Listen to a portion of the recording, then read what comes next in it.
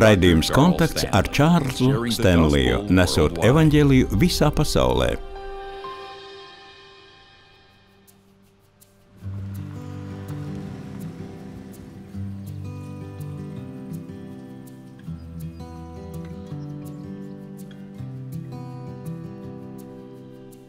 Mēs satikāmies vidusskolā. Man bija 15, viņam 16 gadi. Mēs draudzējāmies 3 gadus, kad Fredu iesauca armijā. Viņš dienēja 101. gaisa uzbrucēju vienībā. Viņš vienmēr atradās frontes līnijā. Tāds bija šīs vienības darbs. Kad viņš pārnāca mājās, mēs sākām veidot savu dzīvi.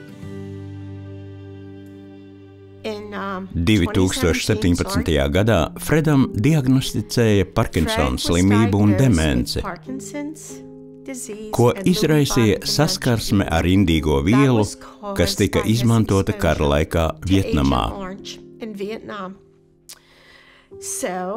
Tobrīd viņam bija 68 gadi.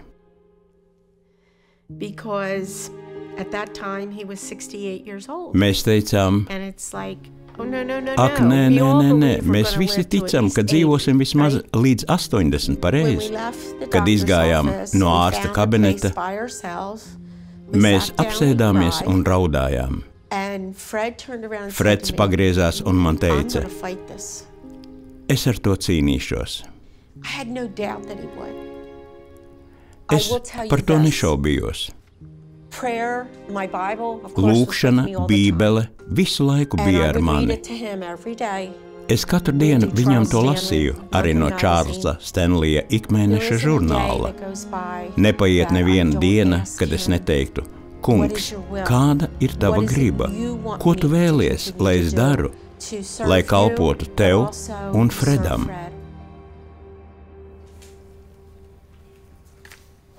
Mēs ar Fredu vienmēr runājam, ka tad, kad aiziesim pensijā, darīsim tikai brīvprātīgo darbu. Tas bija mūsu mērķis. Esmu licencēta onkoloģijas sociālā darbiniece. Mums ir pieejami resursi, lai palīdzētu cilvēkiem gan ar pārtiku, gan dāvanu kartēm degvielai. Īpaši svarīgi tas ir tagad, kad jādodas turp un atpakaļ no slimnīcas un procedūrām. Tas viss ir dārgi. Zinu daudzas vientuļās māmiņas, kurām nācās aiziet no darba, lai aprūpētu savu bērnu. Finansiāli viņām ir ļoti smagi. Es to redzu kā kalpošanu Fredam un cieņu pret mūsu abu apņemšanos to darīt, kad aizējam pensijā. Tā ir tāda svētība. Reizēm ir grūti, bet tad kaut kas notiek.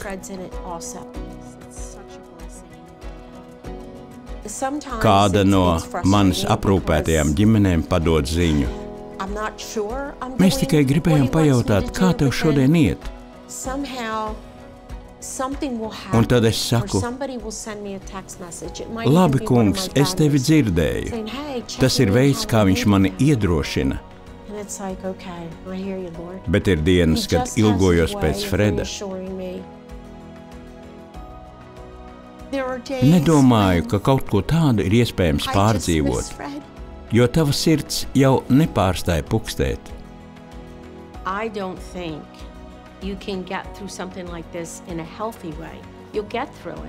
Tā ir tāda sajūta, ka tu vienkārši jūti, ka viss būs labi. Varbūt ne tajā mirklī, bet ar laiku, jo viņš ir tepat ar tevi. Kad ir tā sliktā, nomāktā diena, ļauj, lai citi nostājas tev blakus. Viņi tevi gan saprot, gan arī paceļ. Neviens no mums nav uz vientuļas salas. Mums ir jābūt kopā.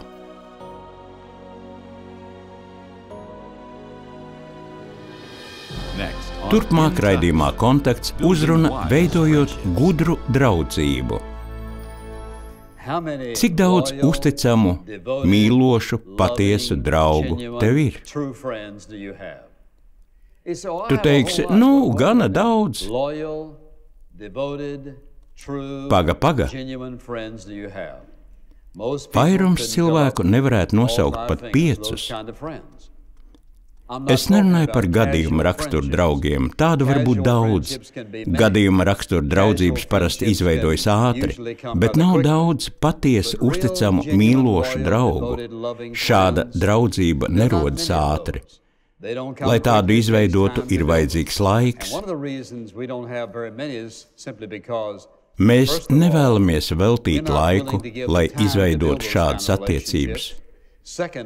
Otrkārt, mēs nevaram atrast tik daudz cilvēku, kuriem uzticēt savu dzīvi, ar kuriem būt atvērtiem, stāstīt, kā jūtamies, par savām vajadzībām. Tāpēc, domājot par draudzību, šādi uzticami, patiesi, mīloši, gādīgi draugi ir viens no taviem lielākajiem dzīves ieguvumiem. Šīs draudzības ir jākopj.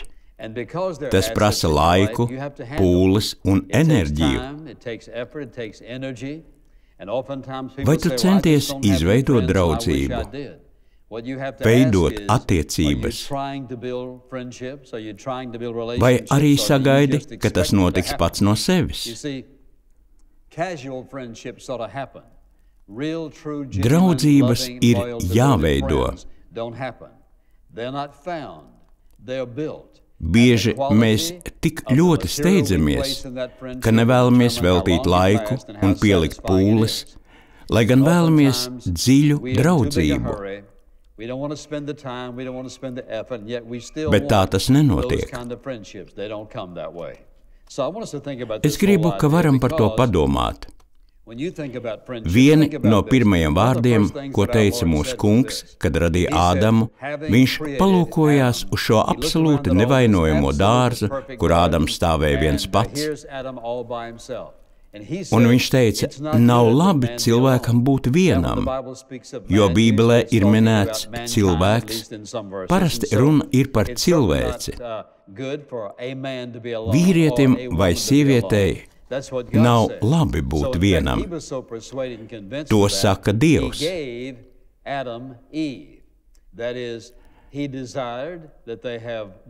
Viņš deva Ādamam Ievu. Viņš ilgojās, ka starp viņiem būtu attiecības, ka viņiem būtu draudzība. Dievs mūs ir radījis attiecībām un draudzībai. Ik viens, kas dzīvo viens, lai arī tas kungs dāvā nosacītu piepildījumu un apmierinājumu sajūtu, teiktu, ka vienalga nav labi dzīvot vienam.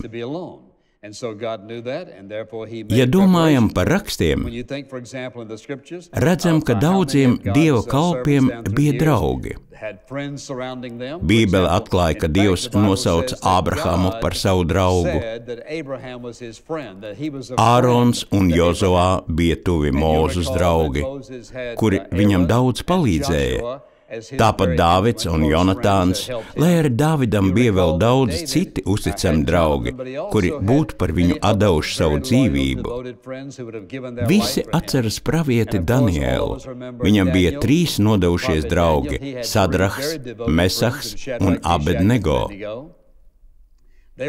Viņi bija gatavi riskēt ar savu dzīvību viņu 4 kopīgās pārliecības un ticības dēļ. Kungam Jēzum Kristum pavisam noteikti arī viņa 12 mācekļi bija draugi. Viņš tos pazina un mīlēja, kā arī viņi mīlēja viņu. Starp tiem 12 Jēzum bija 3 vēl tuvāki draugi – Pēteris, Jēkabs un Jānis. Ne jau mīluļi, bet gan tuvi draugi. Lasot apustuļa Pāvila vēstules, mēs ieraugam, ka Pāvilam bija vairāki draugi. Viņš ir teicis, pasakiet Lūkam, citviet Timotejam, lai viņi mani apciemo. Viens no mūsu lielākajiem iegūmiem ir uzticams un nodevies draugs. Vai tev ir 1, 2 vai 3 šādi draugi? Ja tev tādi ir, tad tu esi ļoti, ļoti svētīts. Šajā svētkrunā es gribu runāt par gudras draudzības veidošanu. Pastāv dažādas attiecības, dažādas draudzības, bet kā lai izveido gudras draudzības, draudzību, kas ietekmē tavu dzīvi? Atveriet pantu no Salamana pamācību 18. nodaļas. Salamana pamācību 18. nodaļas 24. pantu. Lūk, ko raksti mums saka. Kad Bībelē teikt cilvēks, tas attiecas uz vīrieti un sievieti, tikpat labi varētu teikt uz cilvēci. Ieklausieties, citam daudz draugu uz nelaimi, citam daudz draugu uz nelaimi, tomēr ir draugi, kas ir labāki nekā brālis. Ko viņš domā ar vārdiem citam daudz draugu uz nelaimi? Te lietotais vārds norāda uz tādu satricinājumu, kad cilvēks pilnībā salūst.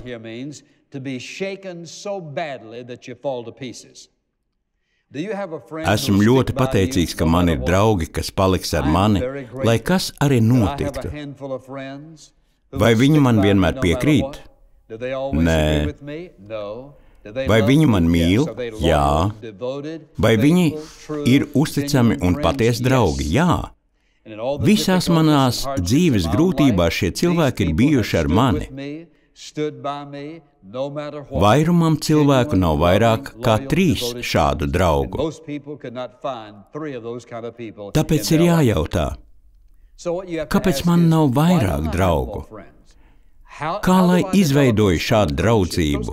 Draudzību, kurā tu jūti nodošanos, viņu mīlestību, pieņemtību, kur tu baudi otra klātbūtni, kas uzrunā tavu dvēseli. Tieši par to es gribu runāt šajā svētrunā.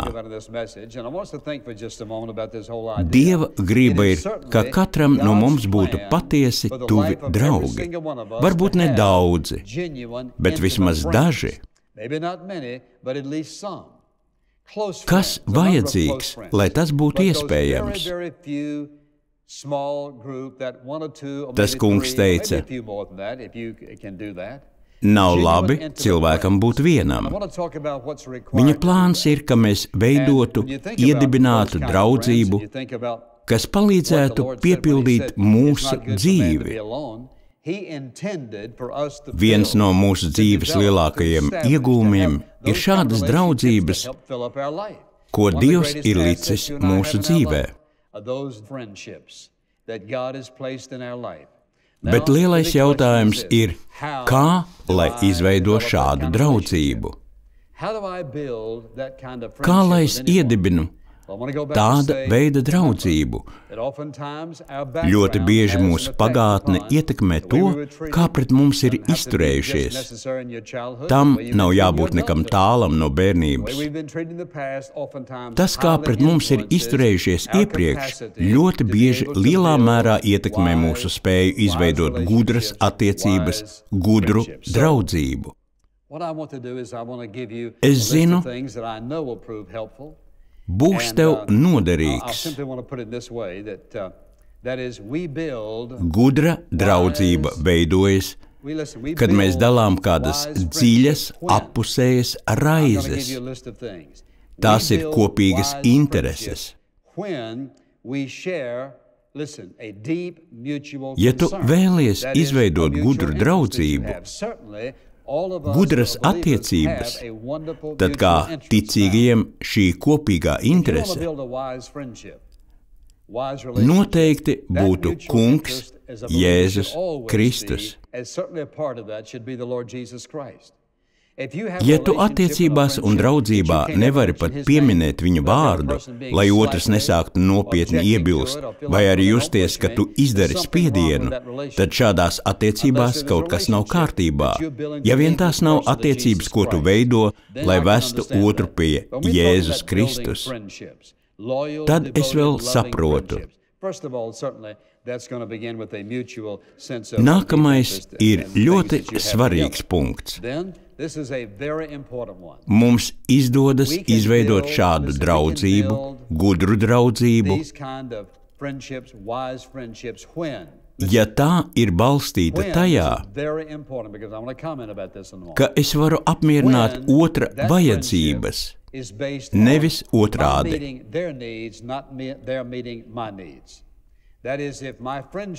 Es ticu, ka Dievs mūs visus vēlētos redzēt nonākam vietā, kur mums absolūti pietiek tikai ar viņu.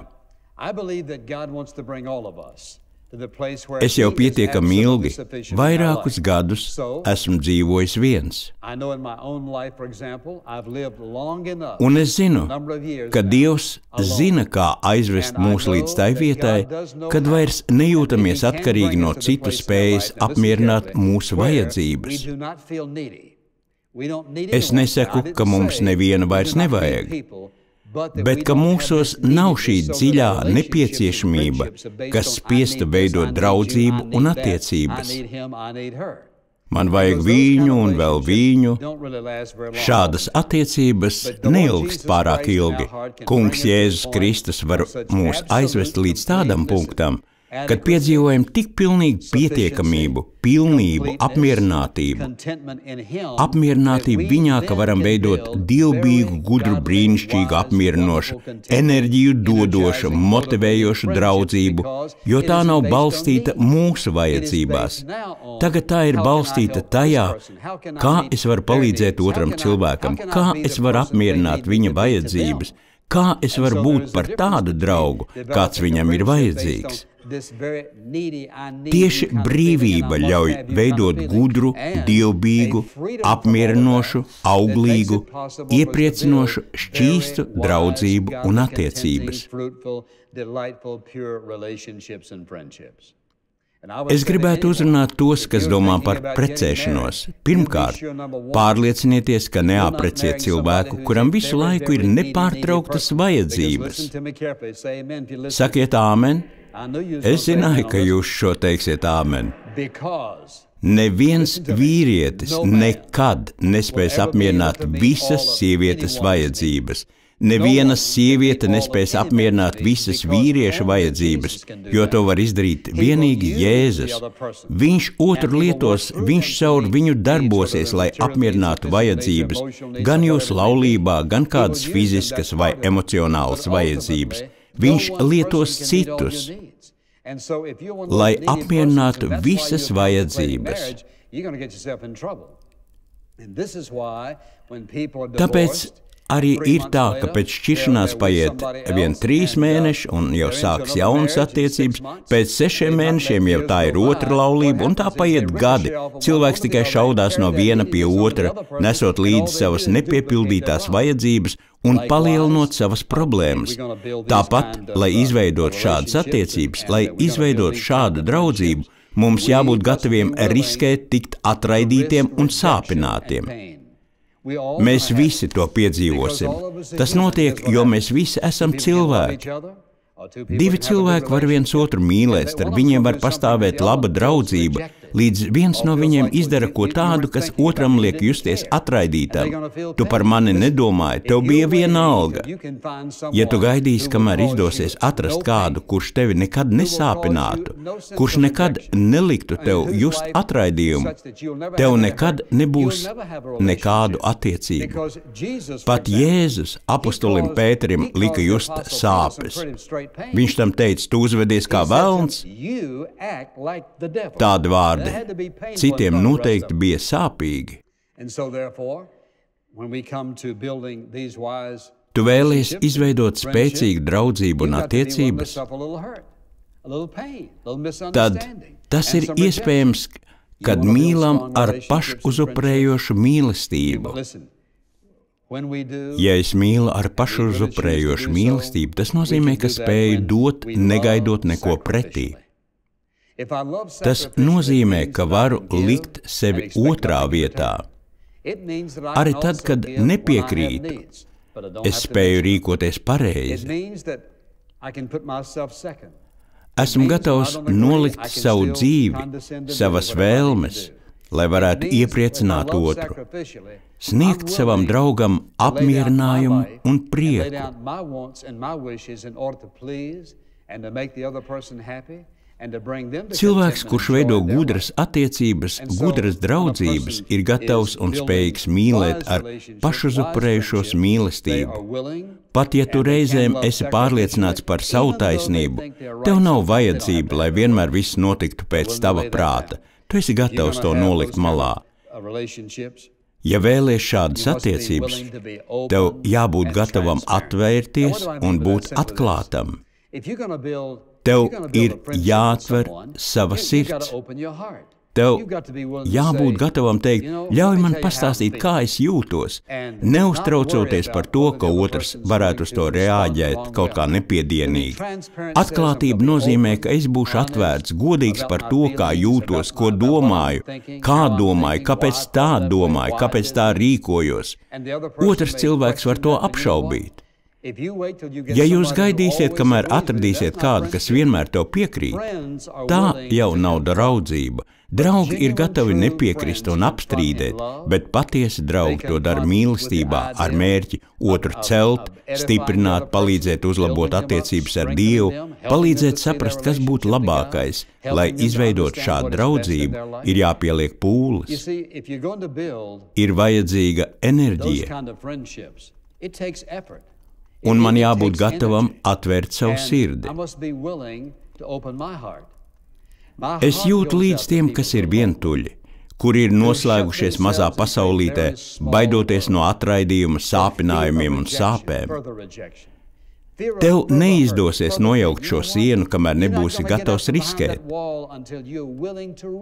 Vai tevi sāpinās? Jā. Sāpēs? Jā. Atraidījums? Jā. Vai tas ir tā vērts? Jā. Bet tev jābūt gatavam iznākt ārā. Tev jābūt gatavam, ka var neizdoties, gatavam teikt, jā, es neesmu nevainojams. Lūk, kas notika manā dzīvē, man ir vajadzīga palīdzība, man vajag, lai tu saprastu, man vajag tavas lūgšanas. Tas izdosies, ja šīs attiecības regulēs rakstos atklātie principi. Kad rakstos principi regulē attiecības. Ja mēs teiktu, es gribu būt tavs draugs un gribu veidot ar tevi draudzību, nolemsim jau pašā sākumā, ka mūsu attiecības regulēs Dieva vārda principi. Tie ietekmēs to, ko mēs sakām viens otram, to, kā mēs reaģējam viens uz otru. Tie noteiks mūsu uzvedību sabiedrībā un divatā. Ja tu esi izvēlējies veidot attiecības, ko vada Dieva vārda principi, tad tās būs fantastiskas attiecības. Mīloša, uzticama, nodevusies, neizmērāma, nesalīdzināma un neaprakstāma draudzība, kas sniegs tev lielāko apmierinājumu un prieka sajūtu, kā arī ienesīs tavā dzīvē mieru un laimi. Šādi draugi ir tavs lielākais iegūms. Tādu draudzību nevar izveidot ātri, tas notiek laika gaitā. Ja neesi gatavs ieguldīt laiku un pūles, tad tu nespēsi izveidot īstu, ilgstošu draudzību. Es gribu vēl runāt par kādu īpašu draudzību, par pašu svarīgāko draudzību, kas ir tavā un manā dzīvē. Draudzību ar Jēzu Kristu. Jāņa evaņģēlija 15. nodaļas 15. pantā viņš saka saviem mācekļiem, jūs esat mani draugi. Kungs Jēzus Kristus ilgojās izveidot draudzību ar ikvienu no mums. Pēc pirmā dievkalpojuma pie manis pienāca kāda jauna sieviete un jautāja, kā es varu uztvert Jēzu kā savu draugu un reizē arī redzēt viņu kā valdītāju? Kā tas iespējams? Es viņai atbildēju vienkārši. Viņš ir tāds valdnieks, tik varens un slavas pilns, tik spēcīgs un varens, fantastisks un mīlošs, kad tad, kad es uz viņu saucu, viņš mani uzklausa. Kad es ar viņu sarunājos, viņa suverenā vara mūs nešķir. bet gan ievelk vienotībā. Ir iespējams baudīt tuvas, mīlošas, piepildošas, apmierinošas, mūžīgas attiecības ar Dieva dēlu. Šīs attiecības ir celtas uz viņa beznosacījumu mīlestību pret mums, viņa nepārtraukto piedošanu. Kad tu izveido draudzību ar Jēzu Kristu, tā ir mūžīga. Un nekas šo draudzību nesalauzīs. Ja tu nekad neesi uzticējies viņam kā savam glābējam, lai arī cik daudz draugu tev būtu, tavā sirdī vienmēr būs kāds tukšums, jo tajā ir vieta, kas radīta tavai dzīvē ar Jēzu, pašu labāko no visiem draugiem. Un tu to vari saņemt, ja vien lūgs viņam: Kungs Jēzu, piedod man manus grēkus. Es ticu, ka tava nāve pie krusta samaksāja manu grēku parādu pilnībā. Es lūdzu, piedod man, un es uzticos tev kā savam glābējam, savam kungam. Es gribu būt tavs draugs. Zini, cik daudz laika viņam vajag? Viņš ir gatavs veidot ar tevi attiecības, kas tevi piepildīs uz mūžiem un mūžīgi. Ja esat saņēmis svētību klausoties šodienas raidījumu, lūdzu ieskatieties interneta lapā intouch.org.